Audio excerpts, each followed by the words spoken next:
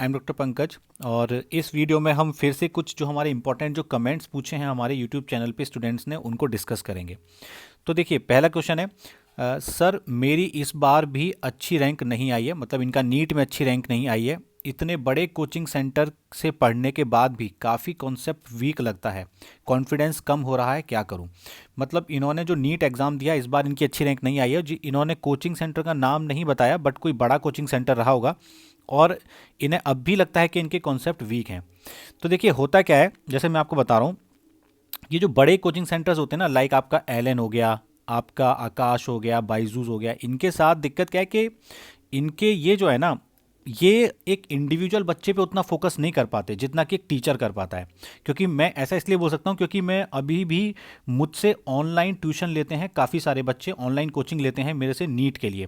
तो मेरे पास जो भी बच्चे हैं जो मेरे से कोचिंग लेते हैं वो सारे के सारे ज़्यादातर बड़े बड़े कोचिंग इंस्टीट्यूट के ही स्टूडेंट हैं। जैसे कि मेरे पास एल के बच्चे भी हैं, कुछ जो एल में जाते हैं, मेरे पास कुछ आकाश के स्टूडेंट भी हैं। तो मैं देखता हूँ कि वो लोग वहाँ उतने बड़े कोचिंग सेंटर में पढ़ते हैं तब भी उनके काफ़ी कॉन्सेप्ट वीक रहते हैं। तो जब मैं उन्हें कॉन्सेप्ट समझाता हूँ तब वो समझते हैं, बोलते हैं कि सर ऐसे हमें वो टीचर नहीं समझा पाए थे। क्योंकि देखिए, जो बड़ा कोचिंग सेंटर जो सेंटर होता है ना, उसका एक पैटर्न होता है, वो उसी पैटर्न को फॉलो करता है। उसको मतलब नहीं होता इंडिविजुअल स्टूडेंट का क्या हाल है, उसको समझ में आ रहा है कि नहीं आ रहा है। ज़्यादातर तो ऐसा ही होता है। मैं ये नहीं कह रहा सब इंस्टीट्यूट ऐसे होते हैं, क्योंकि जब मैंने भी कोचिंग की थी ना, तो मेरी कोचिंग में भी यही दिक्कत आई थी कि मैं मास्टरमाइंड कोचिंग क्लासेस में था तो मैं उनको फॉलो नहीं कर पाता था। वो टीचर जैसे पढ़ाते थे ना, मुझे समझ नहीं आती थी चीज़ें। फिर मैंने भी काफ़ी टाइम, मैंने अपने टाइम में मैंने भी काफ़ी सारे इंडिविजुअल टीचर से हेल्प ली और तब मेरे कॉन्सेप्ट काफ़ी अच्छे हुए। तो मेरा ही मानना है, ये मेरा पर्सनल मानना है, मैं ये मना नहीं करूंगा बड़े कोचिंग सेंटर में आप एडमिशन मत लो। पर ऐसा कोई खास फर्क भी नहीं आता है, एक बड़ा कोचिंग सेंटर ही होना चाहिए। आपका ना टीचर अच्छा होना चाहिए, आपका जो टीचर है वो बेटर होना चाहिए। वो अगर आपको सारे कॉन्सेप्ट क्लियर कर देगा तो वो बड़े कोचिंग सेंटर से भी ज़्यादा लाभदायक होता है। ऐसा काफ़ी टाइम्स होता है।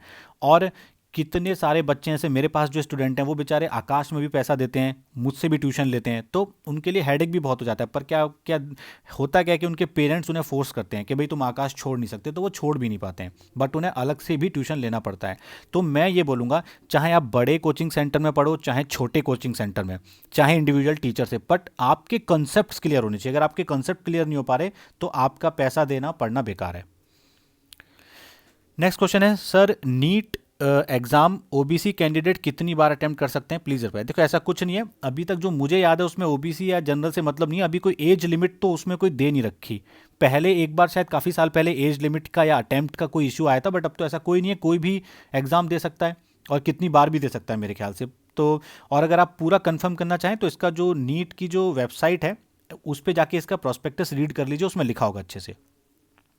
अच्छा, नेक्स्ट क्वेश्चन है, नॉन एकेडमिक जेआर दिल्ली के अलावा कहाँ ज्वाइन कर सकते हैं। देखिए, जो नॉन एकेडमिक जेआर होता है ना, जो एमबीबीएस के बाद लगता है, वो ऐसा नहीं है कि आप दिल्ली में ही ज्वाइन कर सकते हैं। किसी भी स्टेट में हर मेडिकल कॉलेज में जेआर की पोस्ट होती है। आप वहाँ पे उसका नोटिफिकेशन निकलता है, वैकेंसी निकलती है, अप्लाई कीजिए, इंटरव्यू दीजिए और आप ज्वाइन कर सकते हैं। ऐसा कुछ नहीं है कि बस आप दिल्ली में ही ज्वाइन कर सकते हैं।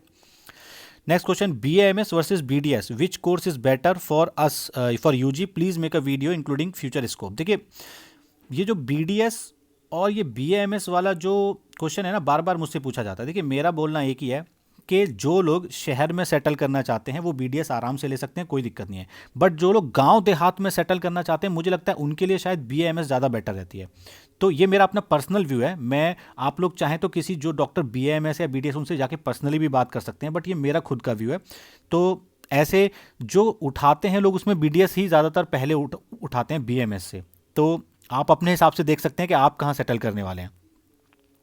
अगर प्राइवेट कॉलेज से एमबीबीएस करें तो कितनी सैलरी मिलेगी एमपी स्टेट में। देखिए, अगर आप प्राइवेट कॉलेज से एमबीबीएस करते हैं तो उसका सैलरी से क्या मतलब है। आप जब एमबीबीएस पास कर लेंगे तो उसके बाद आप कहीं भी जॉब कीजिए, चाहे एज अ जेआर कीजिए या पीजी करने का एसआर कीजिए, जो सैलरी गवर्नमेंट कॉलेज से पास करने वाले को मिलती है वही प्राइवेट कॉलेज से भी पास करने को वाले को मिलती है।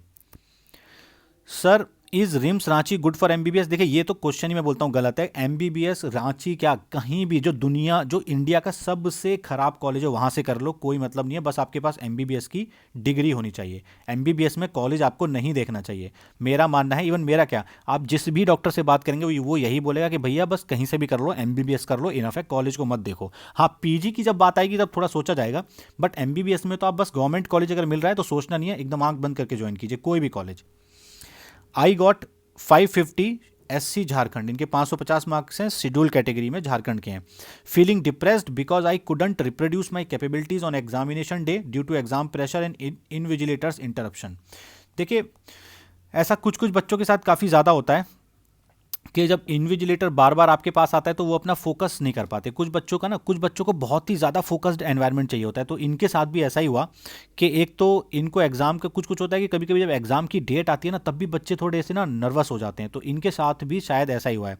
तो देखिए, मैं बोलूँगा कि अभी आप टेंशन मत लीजिए, अभी आप काउंसलिंग तो अटेंड ही कीजिए। अपने अपने जो काउंसलिंग है उसमें आप अच्छे से अपने चॉइसेस भर दीजिए प्रेफरेंस के हिसाब से। आपको मेडिकल कॉलेज मिल जाएगा तो वेल एंड गुड है, MBBS है कहीं से भी हो जाए। और अगर किसी भी रीज़न से अगर आप MBBS नहीं ज्वाइन कर पाते और अगर आप अगले एग्जाम की तैयारी करते हो, तो मैं बोलूँगा आप एक साइकेट्रिस्ट से ज़रूर मिल लीजिएगा। जो साइकेट्रिस्ट होता है वो लोग आपको दवाई भी दे सकते हैं और आपकी मतलब आपको वो ट्रेंड भी कर सकते हैं कि आपको कैसे इस प्रेशर से निकलना है। साइकेट्री जो ब्रांच है, जो MD साइकेट्री होती है जिसमें आप PG करते हैं, उन डॉक्टर्स का यही काम होता है। तो आप प्लीज़, अगर आपको फ्यूचर में भी ऐसा होने की उम्मीद है, तो आप एक साइकेट्रिस्ट से कंसल्टेशन ज़रूर ले लें। नेक्स्ट है sir please make a video how become medical officer and sir JR and medical officer में डिफरेंस क्या है। देखो, मेडिकल ऑफिसर जिसको आप एमओ बोलते हो कैसे बनते हैं, तो हर स्टेट के अंदर यूपी, बिहार, राजस्थान में एमओ की जॉब होती हैं। एमओ जो होते हैं वो ज़्यादातर आपके वो PHC पे रहते हैं, वो CHC पे रहते हैं, वो डिस्ट्रिक्ट हॉस्पिटल में होते हैं, वो मेडिकल कॉलेज में भी हो सकते हैं। तो एमओ की जो होती है ना वैकेंसी निकलती है, एमओ की वैकेंसी निकलती है, और वो जो वैकेंसी होती है उसमें आपको अप्लाई करना पड़ता है और आपको इंटरव्यू देना होता है, और फिर आप वहाँ पे परमानेंट मेडिकल ऑफिसर ज्वाइन कर लेते हो। अब बात आती है एमओ और JR में डिफरेंस क्या है। देखिए, दोनों की क्वालिफिकेशन MBBS ही होती है, बट एमओ जो होता है वो एक परमानेंट जॉब है। एमओ जो होता है वो एक परमानेंट जॉब है, वो आपके पास हमेशा रहेगी, लाइफ टाइम, जब तक आप नहीं छोड़ोगे। और JR जो होती है ना, JR हमेशा कॉन्ट्रैक्ट की जॉब होती है। JR परमानेंट जॉब नहीं होती, वो कॉन्ट्रैक्ट की होती है। कहीं पे 1 साल, 2 साल, 3 साल JR करके फिर आपको उसको छोड़ना ही होगा बाद में। अगर आपको परमानेंट जॉब ज्वाइन करनी है मेडिकल में MBBS करने का, तो आपको एज अ मेडिकल ऑफिसर ही ज्वाइन करना पड़ेगा। ठीक है।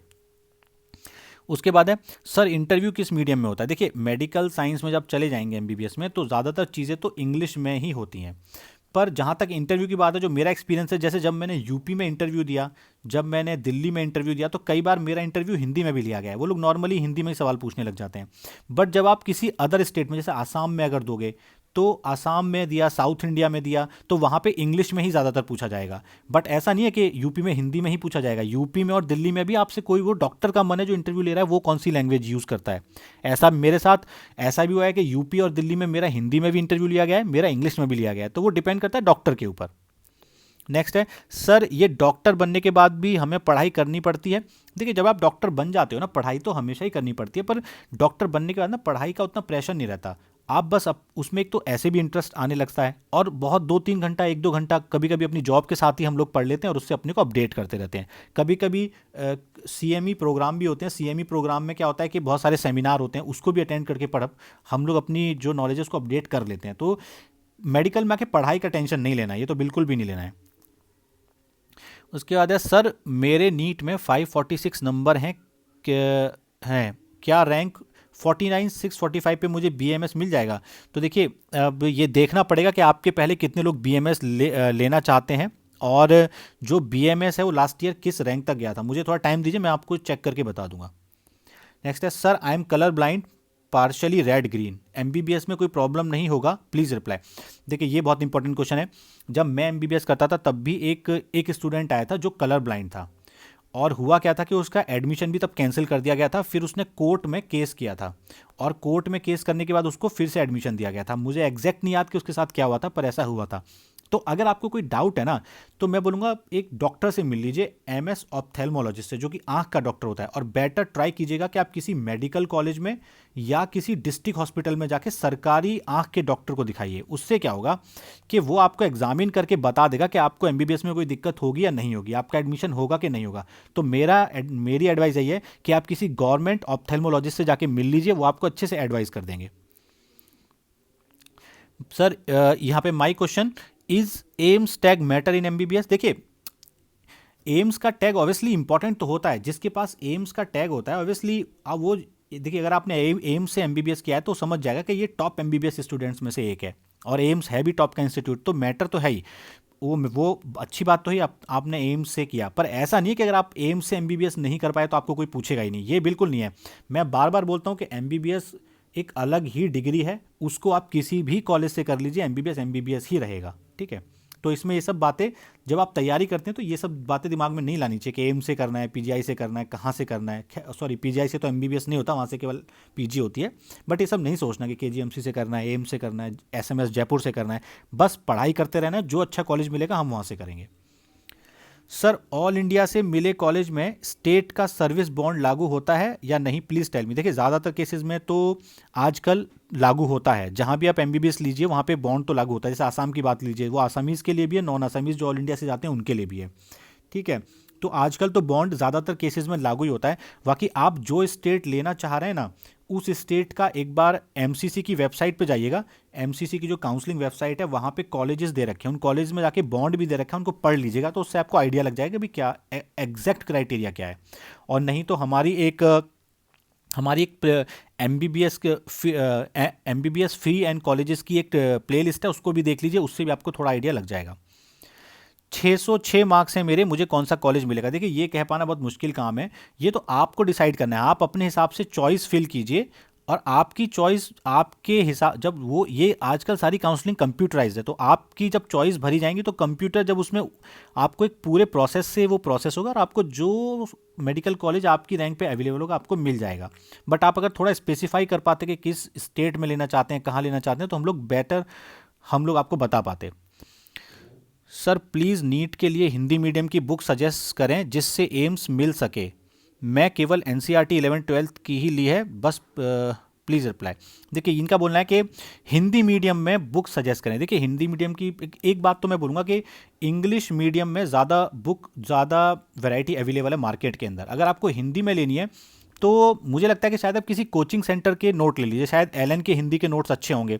तो आप अब थोड़ा अपने दोस्तों से पता कर लीजिए, और अगर आप चाहें, अगर आप दिल्ली के आसपास रहते हैं तो वहाँ पे सेकंड हैंड नोट्स भी मिल जाते हैं नई सड़क के ऊपर। नई सड़क एक जगह है जहाँ पे बुक्स की काफ़ी सारी दुकानें हैं, तो आप नई सड़क पे जाके आप ये सब चेक कर सकते हो, ठीक है। तो या किसी अगर कोई अगर फ्रेंड हो आपका जिसके पास हिंदी में एलन के नोट हो, तो पहले एक आध बुक लेके उसको पढ़ के देख लीजिए, आपकी समझ में आती है तो बहुत बेटर है, तो आप किसी कोचिंग के नोट्स भी ले सकते हैं। बाकी मैं कोशिश करूंगा कहीं से पता लगा के आपको बताऊं कि आजकल हिंदी में कौन सी किताब अच्छी चल रही है। सर, एमडी करने के लिए फ़ी कितनी लगती है? देखो, एमडी करने के लिए प्राइवेट कॉलेज में तो फ़ी लगती है, पर गवर्नमेंट कॉलेज के अंदर एमडी करने के लिए फ़ी नहीं लगती है। जैसे मैंने एमडी की जब एमएस किया था तो मेरी कोई फ़ी शायद 10,000 रुपये गई थी, पर उसमें होता क्या है कि उसमें तो आपको उल्टा मिलता है। जैसे जब मैंने एमएस की थी तो मेरी जो सैलरी थी लगभग 60,000 पर मंथ थी, 60,000 पर मंथ मुझे मिलते थे, उसमें देना नहीं होता था। तो ज़्यादातर केसेस में एमडी करने में फ़ी नहीं लगती। हाँ, अगर आप प्राइवेट कॉलेज से एमडी करते हैं तो वहाँ पे आपको फ़ी देनी पड़ेगी। वो डिपेंड करता है किस कॉलेज की क्या फ़ी है। क्लिनिकल सब्जेक्ट में ये फ़ी जो होता है कभी कभी 1 करोड़ से लेकर 1.5 करोड़ तक भी चली जाती है। नेक्स्ट है, डीम्ड यूनिवर्सिटी में भी बॉन्ड है क्या? देखिए, जो डीम्ड यूनिवर्सिटी है जिसमें कि प्राइवेट मेडिकल कॉलेजेस आते हैं, ज़्यादातर केसेस में मुझे नहीं लगता उसमें अभी बॉन्ड है। तो प्राइवेट कॉलेज से या डीम्ड यूनिवर्सिटी से अगर आप एमबीबीएस या एमडी करते हैं तो उसमें अभी तो कोई बॉन्ड का प्रावधान मुझे नहीं लगता। बाकी आप उस पर्टिकुलर कॉलेज में जाके पता कर सकते हैं उसकी वेबसाइट पे, या वहाँ फ़ोन करके भी आप इस बात को पता कर सकते हैं। सर, आप तो मेरे कमेंट को हाईलाइट करके नहीं बताए। सर, मैंने पूछा था कि मैं जहाँ जॉब करूँगा एमबीबीएस करके, तो अपने फैमिली में या किसी भी रिलेशन का फ्री में ट्रीटमेंट करा सकते हैं? Please reply yes. देखिए, इनका बोलना है कि जहाँ भी एमबीबीएस करेंगे या उसके बाद जॉब करेंगे, क्या अपने रिलेटिव्स का फ्री में ट्रीटमेंट करा सकते हैं? तो देखिए, अगर आप एमबीबीएस मेडिकल कॉलेज से कर रहे हैं तो कोई दिक्कत ही नहीं है। अगर आप गवर्नमेंट मेडिकल कॉलेज में तो कोई खर्चा होता ही नहीं है, तो वहाँ आप अपने रिलेटिव्स हो, चाहे फ्रेंड हो, चाहे मम्मी पापा, किसी का भी ट्रीटमेंट फ्री में करा सकते हैं। अगर आप प्राइवेट मेडिकल कॉलेज से भी कर रहे हैं तो प्राइवेट मेडिकल कॉलेज में भी इलाज का खर्चा कोई बहुत ज़्यादा नहीं होता है, तो वहाँ भी बहुत ज़्यादा पैसे आपके खर्च नहीं होंगे, काफ़ी सारी चीज़ें आपके लिए फ्री ही हो जाएंगी।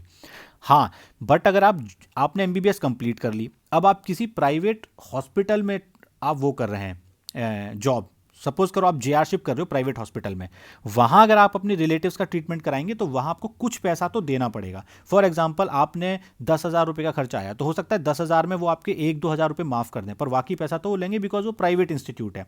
बट अगर आप गवर्नमेंट मेडिकल कॉलेज में या गवर्नमेंट हॉस्पिटल में जे आ रहे हैं तो वहाँ तो सब चीज़ें फ्री में आराम से हो जाएंगी, कोई दिक्कत नहीं है।